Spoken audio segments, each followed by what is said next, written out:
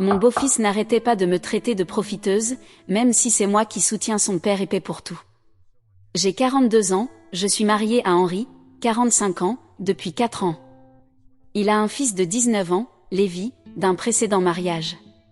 Quand Henri et moi avons commencé à nous fréquenter, il traversait une période très difficile après avoir perdu de façon inattendue son emploi de 15 ans. Sa confiance et son estime de soi étaient au plus bas, et ses maigres économies avaient été anéanties par un long et compliqué divorce avec la mère de Lévi. Je ne pouvais pas supporter de voir l'homme que j'aime souffrir autant, alors, après une brève discussion, j'ai insisté pour qu'Henri emménage chez moi afin qu'il puisse se remettre sur pied sans le stress du loyer à payer. Je l'ai aidé à rembourser ses dettes, je lui ai acheté une voiture d'occasion mais fiable pour qu'il puisse se rendre à des entretiens d'embauche, et j'ai veillé à ce qu'il ne manque jamais un seul paiement de pension alimentaire à la mère de Lévi, tant que Lévi vivait avec elle. Ce n'était pas de la charité, mais un investissement dans notre avenir commun en tant que partenaire. Même après qu'Henri ait finalement trouvé un emploi stable, j'ai continué à payer la majeure partie de nos dépenses, car j'avais une carrière lucrative en tant que cadre supérieur en marketing. Je n'ai jamais ressenti de ressentiment envers Henri pour cet arrangement. Pour moi, nous étions une équipe, et je savais qu'il appréciait profondément tout ce que je faisais pour nous maintenir à flot pendant ces années difficiles. Henri était un homme fier, quelqu'un qui croyait fermement à l'idée d'être le pourvoyeur, mais il a mis sa fierté de côté et accepté mon aide pour que nous puissions construire une relation solide et maintenir la stabilité pour Lévi. Cependant, son fils adolescent, Lévi, m'a détesté dès le moment où je suis entrée dans leur vie. Il m'en voulait profondément car il était déjà en colère et se sentait perdu après le divorce de ses parents. À 15 ans, Lévi était en pleine crise d'adolescence, et il avait désespérément besoin de décharger ses émotions sur quelqu'un.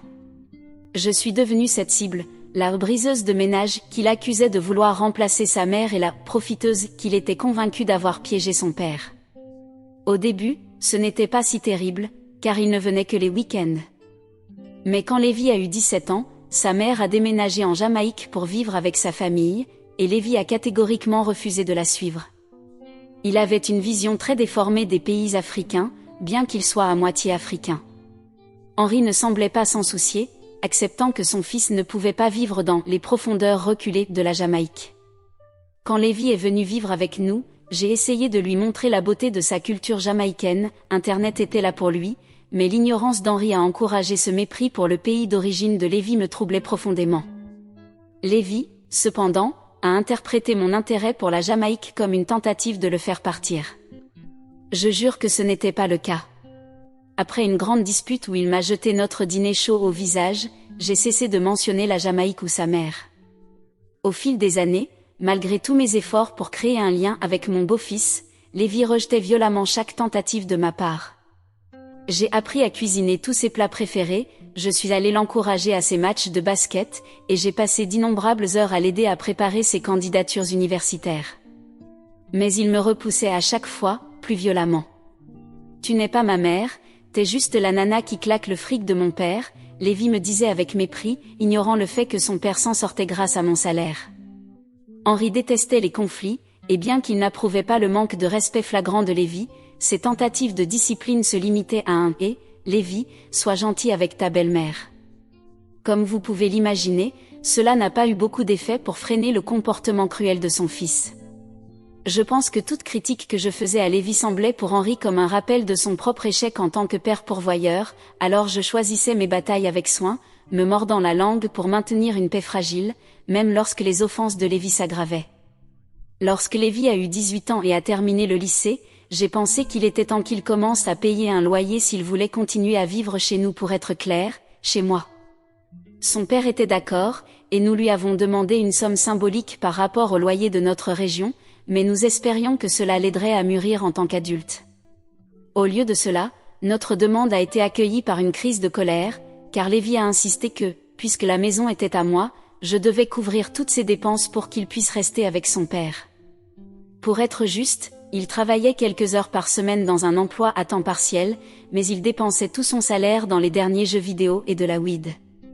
Après plusieurs mois où Lévi évitait les tâches ménagères les plus simples, ne payait pas son loyer symbolique, rentrait tard en sentant la weed et m'insultait constamment, j'étais à bout. Mais son manque de respect a atteint un nouveau niveau mardi dernier. Je me préparais pour aller à la réunion la plus importante de ma carrière, une présentation cruciale pour décrocher un gros client que mon agence de marketing convoitait depuis des mois. J'avais besoin d'arriver au bureau au moins 1 heure en avance pour peaufiner ma présentation. En courant vers ma voiture, j'ai eu le cœur serré en voyant mon véhicule habituellement impeccable couvert de cassés et de rouleaux de papier toilette trempés accrochés au pare-brise. Profiteuse était écrit avec de la crème à raser. Puis, en m'approchant, horrifié, j'ai remarqué que les 4 pneus de ma voiture avaient été crevés. Lévi était là, les bras croisés, un sourire suffisant sur le visage, visiblement fier de son œuvre. J'ai vu rouge.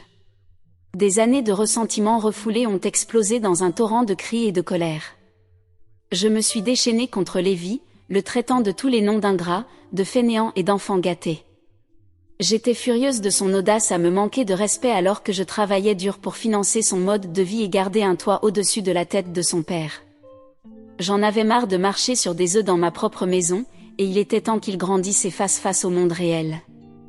Je lui ai donné 30 jours pour trouver un autre logement, en lui disant que je n'étais plus son distributeur automatique et que j'en avais fini d'être méprisée et rabaissée dans la maison que je paie. Je lui ai donné cet ultimatum en tremblant de colère avant de retourner à l'intérieur, furieuse, pour appeler un taxi qui m'emmènerait à ma réunion.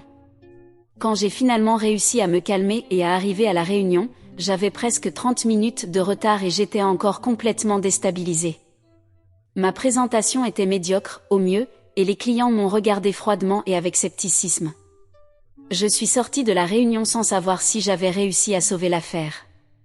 De retour à la maison, Henri a essayé de me calmer, en insistant sur le fait que, bien que le vandalisme de Lévi soit totalement inacceptable, j'avais perdu le contrôle et exagéré dans ma réaction. Il m'a supplié d'être la personne mature, en me rappelant que c'était aussi la maison de Lévi et que nous ne pouvions pas simplement le jeter dehors. Au fond de moi, je savais qu'Henri avait peur de perdre son fils pour de bon, mais je suis restée ferme sur ma position. J'étais épuisée de tolérer ces abus et ce manque de respect de la part de Lévi. J'ai dit à Henri que son fils devait faire face aux conséquences réelles de ses actes, sinon il n'apprendrait jamais. Henri m'a alors dit que si je mettais son fils à la porte, il partirait avec lui. Cela m'a dévasté. Mon mari refusait de faire front commun avec moi ou de comprendre que je subissais de l'intimidation chez moi par son fils. Henri a refusé de dormir dans notre lit cette nuit-là, et cela m'a brisée. Je suis convaincue que je viens de détruire mon mariage en traçant une ligne si ferme, mais je ne vois pas d'autre choix. Alors, Reddit, soyez honnête avec moi, suis-je vraiment la méchante ici? Mise à jour 1. Waouh! Je ne m'attendais pas à ce que cela prenne une telle ampleur. Merci à tous ceux qui ont pris le temps de lire et de commenter, même si nous n'étions pas toujours d'accord. J'ai pensé qu'il était temps de publier une mise à jour pour clarifier certaines choses et donner plus de contexte. Beaucoup d'entre vous ont demandé des précisions sur notre situation financière. Pour que ce soit clair, la maison est entièrement à mon nom. Je l'ai achetée avant même de rencontrer Henri. La voiture que je lui ai achetée est également à mon nom, mais cela m'importe peu, il en a plus besoin que moi. En ce qui concerne nos factures, je paie l'hypothèque, les services publics, les courses et les dépenses de Lévi, comme les vêtements et les fournitures scolaires. Henri contribue quand il le peut, mais cela ne couvre même pas la moitié des coûts. Je ne lui ai jamais reproché cela, car ce n'est tout simplement pas dans ma nature. Certains d'entre vous ont dit que j'aurais dû fixer des limites plus fermes avec Lévi dès le début. Vous avez probablement raison. Je pense que je voulais tellement qu'il m'accepte que j'ai laissé passer beaucoup de choses. Je ne voulais pas dépasser mon rôle, sachant que je ne suis pas sa vraie mère, vous voyez? Mais maintenant, je réalise que j'aurais dû exiger un respect de base dès le départ. Certaines personnes ont demandé pourquoi Henri ne trouve pas un emploi mieux rémunéré. La vérité est qu'il a toujours eu des difficultés avec le travail, même avant que nous nous rencontrions. Il a des problèmes de santé qui rendent difficile le travail manuel et il n'a jamais terminé ses études. Mais c'est un homme bon et un travailleur acharné quand on lui en donne l'occasion. J'aurais juste aimé qu'il me soutienne davantage. Oh, et pour ceux qui disent que je devrais simplement expulser Lévi, croyez-moi, j'y ai pensé. Mais il reste le fils d'Henri, et je ne pourrai jamais mettre une barrière entre eux. Mon espoir a toujours été que nous puissions résoudre cela en famille. Lire toutes vos réponses m'a fait réaliser que cette situation est encore plus compliquée que je ne le pensais. J'étais tellement concentrée sur le maintien de la paix que je suis devenue une sorte de paillasson. Ça s'arrête maintenant. Je vais avoir une conversation sérieuse avec Henri ce soir. Soit il me soutient en fixant des règles et des attentes claires pour Lévi, soit je suis finie d'être méprisée dans ma propre maison. Souhaitez-moi bonne chance, je vous tiendrai informé. Mise à jour 2. Bonjour à tous, je reviens avec une autre mise à jour. J'aurais aimé avoir de meilleures nouvelles. Je me suis assise avec Henri, comme je l'avais dit. Je lui ai tout expliqué, comment le comportement de Lévi était totalement inacceptable, comment je ne pouvais pas continuer à vivre ainsi et comment j'avais besoin de son soutien pour fixer des limites. Au début, il semblait comprendre. Il a convenu que Lévi avait dépassé les bornes et a promis de lui parler. Mais ensuite, Lévi est rentré à la maison et la conversation a rapidement dérapé. Il a commencé par sa rengaine habituelle, disant que je n'étais pas sa mère, que je ruinais sa vie, blablabla. Je suis restée calme et lui ai dit fermement ses options, soit il commence à prendre ses responsabilités et contribue à la maison, soit il trouve un autre endroit où vivre. Apparemment, ce n'était pas ce que je devais dire. Lévi a explosé, disant qu'il ne pouvait pas croire que son père laissait une salope l'expulser de sa propre maison. J'ai regardé Henri, m'attendant à ce qu'il prenne mon parti, comme nous l'avions convenu, et cet homme lâche est resté là, à fixer le sol. J'ai explosé. J'ai dit à Lévi que c'était ma maison, mes règles, et que s'il n'était pas content, la porte était ouverte. Il est parti furieux, en criant qu'il quittait la maison et ne reviendrait jamais, et que nous allions le regretter. Quel soulagement, mais ce n'était pas la fin. Henri m'a reproché de ne pas avoir le droit d'expulser son fils, que je détruisais sa famille. Je lui ai rappelé que je faisais aussi partie de sa famille, ou du moins je le pensais. Il a dit qu'il ne pouvait pas gérer cela en ce moment et est parti. Je ne sais toujours pas quoi faire, je vous tiendrai informé. Mise à jour 3. Ma dernière mise à jour date de 2 jours. Henri a dormi chez un ami, ignorant mes messages. Pendant ce temps, Lévi a inondé le téléphone d'Henri de messages, se faisant passer pour la victime. Je suis à bout de force. Une partie de moi veut juste céder, ravaler ma fierté et leur demander de revenir à la maison. J'aspire à ce que les choses reviennent à la normale, même si cela signifie rester silencieuse et baisser la tête pour maintenir cette illusion de famille heureuse. Mais il y a quelque chose que je n'ai pas partagé avec vous, quelque chose que j'ai gardé caché par peur et honte. Vous voyez, j'ai le SOPK, syndrome des ovaires polykystiques, une condition qui affecte de nombreux aspects de ma vie, mais surtout, cela rend la conception d'un enfant naturellement très difficile. J'ai toujours rêvé d'être mère, de tenir une petite partie de moi dans mes bras, mais chaque année qui passe, chaque test de grossesse négatif, ce rêve semble de plus en plus hors de portée. Quand Henri a amené Lévi dans ma vie, c'était comme une lueur d'espoir dans ma lutte contre l'infertilité. Voici ce garçon intelligent et charmant qui avait besoin de l'amour d'une mère. Je suppose qu'une partie de moi s'est accrochée à lui comme ma chance de devenir mère, même s'il ne partageait pas mon sang. J'ai investi tout l'amour et les soins que j'avais en lui, espérant que peut-être, juste peut-être, il pourrait combler ce vide douloureux dans mon cœur. J'avais peur que si les gens connaissaient ma condition, ils prendraient le parti d'Henri, me verraient comme une femme inférieure, ou moins digne d'être mère. Je craignais qu'ils pensent que j'utilisais Lévi comme un substitut pour l'enfant que je ne pouvais pas avoir. Mais la vérité est que mon amour pour Lévi n'a jamais été un substitut ou une compensation, c'était réel, intense et inconditionnel, comme l'amour d'une mère doit l'être. Même maintenant, après toute la douleur et le manque de respect, ces sentiments maternels n'ont pas vacillé. Quand je dis que j'aime Lévi comme s'il était mon propre fils, je le dis avec chaque fibre de mon être. Le laisser partir, tracer ses limites, c'est comme si j'arrachais une partie de moi-même. L'idée de le perdre, de perdre cette chance d'être mère, est presque insupportable. Mais je sais aussi que je ne peux pas continuer à vivre ainsi, je ne peux pas continuer à sacrifier mon propre bien-être et ma dignité pour les miettes d'affection qu'il me laisse. Le SOPK a peut-être rendu mon chemin vers la maternité plus difficile, mais cela ne me rend pas moins digne d'amour et de respect de la part de mon partenaire et de mon potentiel enfant. Alors, aussi douloureux que cela puisse être, aussi fort que je veuille m'accrocher à ce rêve de famille que j'ai construit dans ma tête, je sais que je dois tenir bon pour moi-même et pour tout enfant futur que je pourrais avoir, qu'il vienne de mon propre corps ou par l'amour immense que j'ai à donner. Je dois leur montrer qu'il est normal d'exiger du respect, de fixer des limites et de s'éloigner de ceux qui ne peuvent pas nous donner l'amour que nous méritons. Je ne sais pas ce que l'avenir me réserve. Je ne sais pas si je serai un jour mère ou si Henri et Lévi verront un jour et apprécieront tout ce que j'ai fait pour eux. Et une grande partie de moi est tout simplement épuisée, fatiguée d'être sous-estimée, méprisée et traitée comme une étrangère dans ma propre vie. Alors maintenant, je suis ici, seule dans la maison que j'ai payée, à me demander ce que je vais faire ensuite. Je sais que j'ai été dure avec Lévi, mais quelle autre option avais-je? J'aime Henri, mais je perds du respect pour lui à chaque minute. Pourquoi est-ce que je me bats si fort pour des gens qui manifestement ne se soucient pas de moi? Je ne sais pas ce que l'avenir me réserve, je sais juste que je mérite mieux que ça. Je mérite la paix dans ma propre maison. Je mérite un partenaire qui me soutienne. J'en ai fini de me sacrifier pour maintenir les autres confortables. Merci de m'avoir laissé me confier et pour tout le soutien et les conseils francs. Je publierai une mise à jour finale lorsque je saurai ce que je vais faire. Je sais que ça va être difficile, mais je dois commencer à me mettre en premier. Ils peuvent revenir s'ils acceptent les règles, mais je ne me sacrifierai plus pour les garder à l'aise. Mise à jour finale.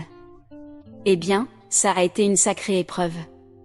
Avant tout, je veux vous dire combien tous vos commentaires et messages ont compté pour moi, même les plus durs. Vous m'avez donné beaucoup de matière à réflexion. Quelques semaines se sont écoulées depuis que tout a éclaté. Henri est resté à l'écart pendant environ une semaine, ignorant mes tentatives de contact. Je commençais à penser que c'était vraiment fini, mais ensuite, il est apparu à la porte, fatigué et penaud. Nous avons eu une longue et honnête discussion, probablement la plus sincère que nous ayons jamais eue. Il a admis qu'il évitait de confronter Lévi parce qu'il avait peur de le perdre, comme il a perdu son ex, et sachant qu'il m'est difficile de concevoir, Lévi pourrait être son seul enfant. Mais il a dit que me voir me défendre lui a fait réaliser combien il risquait aussi de me perdre. Je lui ai dit que j'en avais assez d'être la méchante, d'être méprisée et sous-estimée. Si nous voulons que ça fonctionne, les choses doivent changer. Il a accepté. Quant à Lévi, il vit toujours chez des amis. Henri a été clair, s'il veut revenir, il doit trouver un emploi, payer un loyer et me traiter avec décence. Fini de vivre gratuitement et de faire des crises. Nous verrons s'il tient ses promesses. Je ne vais pas mentir, ça fait encore mal. J'ai mis tout mon cœur dans cette famille et beaucoup de jours, j'ai l'impression que tout cela a été en vain. Je sais que je ne peux pas changer le passé, je ne peux qu'avancer avec des limites plus claires et un sens plus fort de ma valeur. Henri et moi prenons les choses au jour le jour, reconstruisant la confiance et découvrant à quoi ressemblera notre nouvelle normalité. Ce n'est pas parfait, mais nous essayons. Il prend plus de quarts de travail et a commencé à contribuer davantage à la maison. Petit à petit. En parlant de bébé, je ne me sens pas très bien, même avant toute cette histoire, alors j'ai fait un test de grossesse il y a 2 jours, vous savez, de ce qu'on achète en pharmacie, et il s'est révélé positif. Donc, oui. Henri est excité, mais je lui ai dit de ne pas trop s'emballer, ces tests se trompent parfois. Je ne sais pas si cette hésitation vient de moi ou de lui. J'ai un rendez-vous chez le médecin prévu pour la semaine prochaine. Une partie de moi ne veut pas y aller, et si le test est négatif et que j'ai fait monter nos espoirs pour rien? Henri comprend et ne me pousse pas à faire le test, donc je lui en suis reconnaissante. Mais je lui ai dit de ne pas annuler le rendez-vous, pendant que j'essaie de rassembler le courage d'aller faire l'examen. Maintenant, pour occuper mon esprit, je me concentre sur mon propre bonheur pour une fois. J'ai commencé à pratiquer le yoga pour calmer mon esprit, pour être honnête, cela n'aide pas beaucoup, mais je dois patienter. Je pense que je vais demander à Henri de repousser le rendez-vous d'1 semaine. Je ne sais pas, je suis juste effrayée. Mais malgré cela, je pense que ce que j'ai appris de tout cela, c'est qu'on ne peut pas donner d'une coupe vide, et que fixer des limites n'est pas égoïste, c'est de la survie. J'ai donné et donné jusqu'à ce qu'il ne me reste plus rien. Plus jamais. Alors voilà où j'en suis maintenant. Je suis toujours en train de travailler sur moi-même, mais qui ne l'est pas? Bien sûr, je sais que certains d'entre vous diront que je suis idiote de donner une autre chance à Henri, et peut-être que je le suis, mais je dois faire ce qui me semble juste pour moi. Je l'aime toujours, avec tous ses défauts. Tant que je ne me perds pas à nouveau, je pense que nous avons une chance. Je me réveille excitée pour l'avenir. Voilà où en sont les choses. Il y a un mois, je pensais que mon monde s'effondrait, mais maintenant, avec un bébé en route et ma petite famille qui se rassemble, je ne me suis jamais sentie aussi bénie. À vous tous qui avez suivi mon histoire et offert votre soutien, merci du fond du cœur. Votre gentillesse a signifié le monde pour moi. Levons nos verres sans alcool à de nouveaux départs, des secondes chances et à toujours nous défendre. Santé, mes amis.